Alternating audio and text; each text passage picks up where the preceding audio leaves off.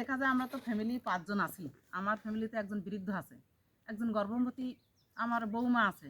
তখন দেখা যায় দুর্যোগ হলে আমি এদেরকে কিভাবে সংরক্ষণ করব, কিভাবে এদেরকে জীবন বাঁচাতে পারবো, এসবগুলো তারা শিখায়। তারপরে দেখা যায় দুর্যোগের কারণে মুখোমুখি আমরা যুদ্ধ করতেছি, নদীর পাশে বাস করি। যদি প্লাবিত হয় তখন আমরা কি করে বাঁচতে পারবো, বসত ভিটায় মাটি দিয়ে উঁচা করবো, ঘরটা যাতে রক্ষা করা যায় ঘরের ভিটা উঁচা করবো, টান বাঁধবো। আচ্ছা, ওই প্রশিক্ষণ এখানে কয়জন পাইছেন, কে কে পাইছেন? আমরা সবাই পাইছি। সবাই পাইছেন? হ্যাঁ।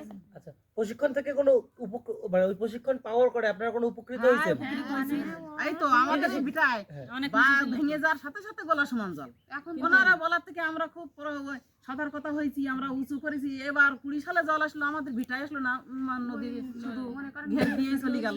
অলরেডি আপনারা মানে ওটার উপকার, ট্রেনিং এর উপকার পাওয়া শুরু করছেন। ভেঙে গেলে আমরা ওই তো অর্ধ রাস্তায় বাস করতাম আগে, সেটাই আর বাড়ি ছেড়ে যেতে হলো না, বাড়ি ছেড়ে যেতে হলো।